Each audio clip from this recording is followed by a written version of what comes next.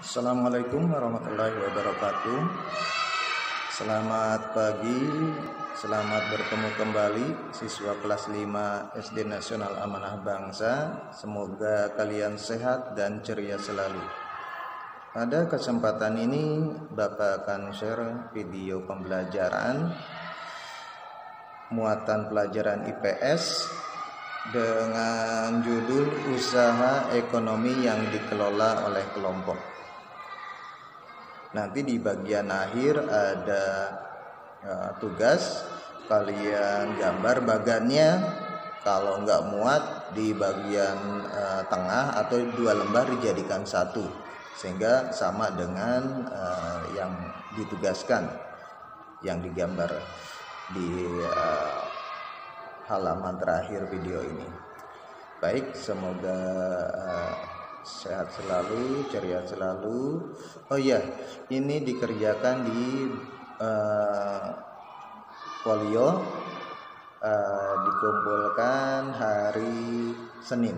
Oke. Assalamualaikum warahmatullahi wabarakatuh. Usaha ekonomi yang dikelola oleh kelompok.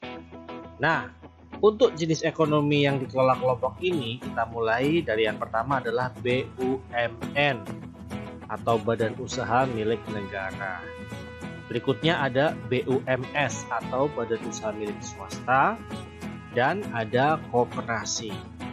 Nah, BUMN ini ada juga turunannya, yaitu BUMD atau Badan Usaha Milik Daerah ya. Kalau BUMN berarti secara nasional skalanya, kalau D itu daerah tingkat provinsi sekian ya. Kemudian untuk BUMS ini ada beberapa lagi turunannya. Contohnya yang pertama ada firma, berikutnya ada CV, dan yang terakhir ada PT atau perseroan terbatas. Nah, kemudian untuk koperasi kita akan mempelajari berbagai jenis koperasi. Di antaranya ada koperasi konsumsi, koperasi simpan pinjam, ada koperasi produksi, dan juga koperasi jasa. Terus yang terakhir ada koperasi serba usaha. Nah, apa itu BUMN, BUMD, BUMS sampai dengan jenis-jenis koperasi? Jangan lupa teman-teman simak dengan baik, karena pengetahuan ini sangat penting untuk teman-teman semuanya. Yuk kita awali dengan BUMN. Seperti yang tadi dibilang, BUMN merupakan badan usaha milik negara atau perusahaan negara, yaitu sebuah perusahaan yang seluruh atau sebagian besar modalnya dimiliki oleh negara. Dalam hal ini tentunya ya negara Indonesia ya teman-teman. Nah, BUMN dapat berbentuk perusahaan umum atau perum dan perseroan terbatas atau persero. BUMN bergerak di bidang usaha yang bersifat strategis atau vital, misalnya bidang energi listrik dan telekomunikasi. Perhatikan, nah ini ada contoh beberapa BUMN. Sekarang jargonnya, BUMN hadir untuk negeri.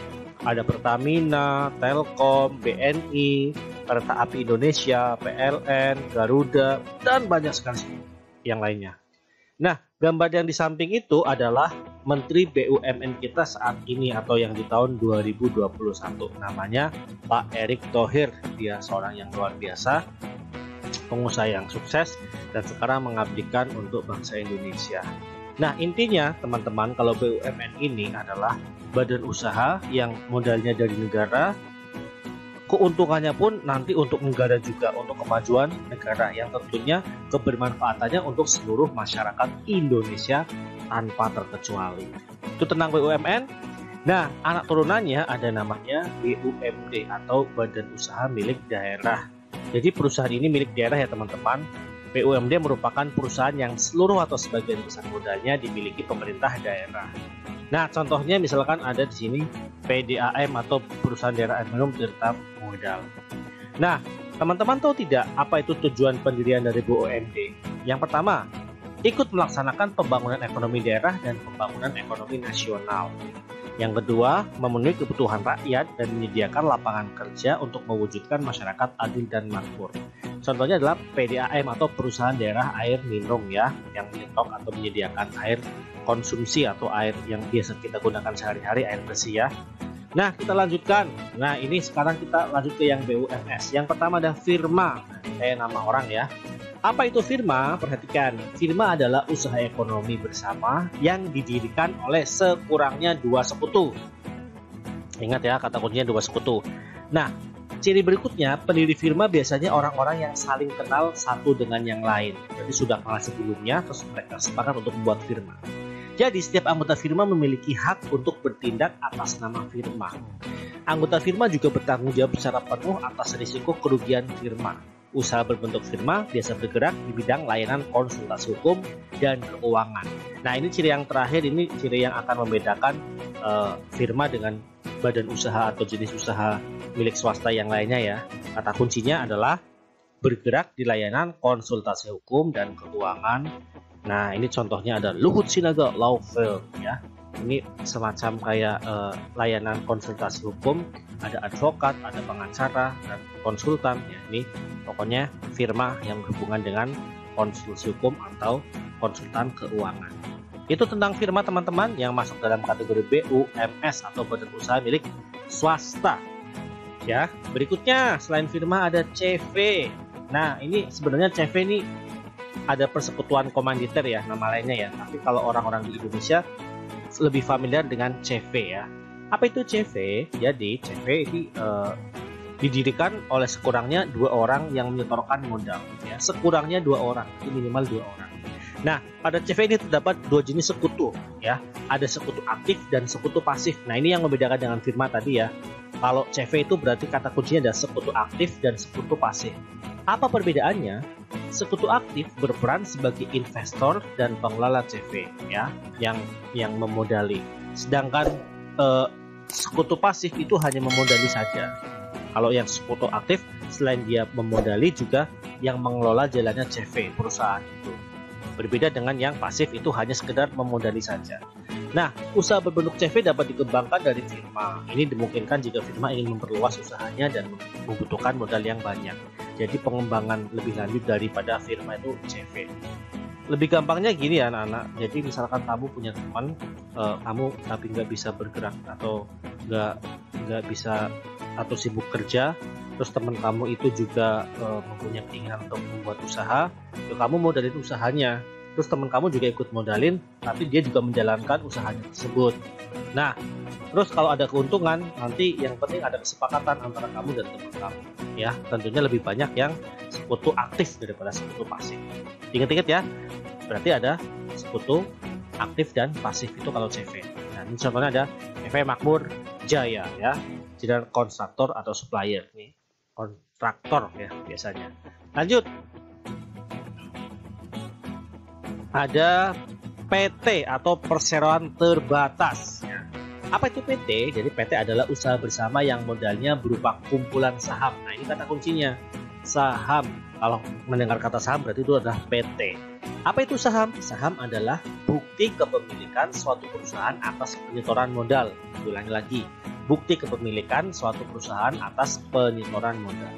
Setiap saham memiliki nilai nominal tertentu. Nah, pemilik saham ini akan memperoleh keuntungan berupa dividen. Ingat ya, keuntungan dari PT itu namanya dividen. Bagi perseroan yang ingin mengembangkan dan memperluas usaha, sahamnya dapat diperdagangkan di pasar modal. Nah, ini misalkan salah satunya adalah PT Indofood CBP Sukses Makmur ya, ini yang menyediakan berbagai macam kebutuhan makanan di Indonesia. Kita lanjutkan, ada koperasi. Kita mengenal ada beberapa jenis koperasi. Yang pertama kita akan mempelajari tentang koperasi konsumsi. Jadi, koperasi konsumsi adalah koperasi yang menyediakan berbagai barang konsumsi untuk memenuhi kebutuhan sehari-hari. Ada beras, gula, minyak, sabun, dan sebagainya. Nah, ini contohnya ada Outlet Koperasi Syariah. Dia menyediakan berbagai macam kebutuhan pokok ya untuk koperasi konsumsi. Yang kedua ada koperasi simpan pinjam atau orang sering menyebutnya dengan istilah KSP. Apa itu? Jadi koperasi simpan pinjam itu koperasi yang menyediakan layanan simpan dan pinjam. Simpan artinya menabung, pinjam itu artinya kalau orang sekarang bilangnya utang gitu ya. Butuh modal, kita harus utang, kita butuh pinjam. Nah, dibantu oleh KSP ini, koperasi simpan pinjam. Nah, selanjutnya uang yang terkumpul itu akan dipinjamkan kepada anggota, kemudian yang terakhir nanti ada yang istilah itu bagi hasil gitu ya, atau SHU, sisa hasil usaha. Ini contohnya ada koperasi simpan pinjam Makmur Mandiri. Jenis koperasi berikutnya ada koperasi produksi. Ya, ini koperasi produksi yaitu koperasi yang menyediakan bahan baku produksi dan menyalurkan hasil produksi anggotanya. Koperasi ini beranggotakan para produsen atau pengusaha. Contohnya ada pengusaha batik, tahu, tempe, dan sapi perah. Ya, ini ada contoh yang ada di Pasuruan. Ini koperasi peternakan sapi perah Setia Kawan. Ya. Lanjut, ada koperasi jasa. Apa itu koperasi jasa? Koperasi yang menyediakan layanan atau jasa tertentu bagi anggotanya. Contohnya adalah koperasi angkutan, angkutan umum gitu ya. Nah, yang terakhir koperasi serba usaha. Koperasi yang berbagai bentuk jenis usaha ada di situ. Ada konsumsinya, ada simpan pinjamnya, ada penyediaan bahan bakunya, ada produksinya. Nah, biasanya di desa ini terkenal dengan istilahnya koperasi unit desa atau KUD.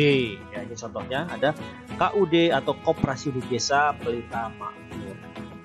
Nah, yuk sekarang kita cari pengertian perbedaan dari firma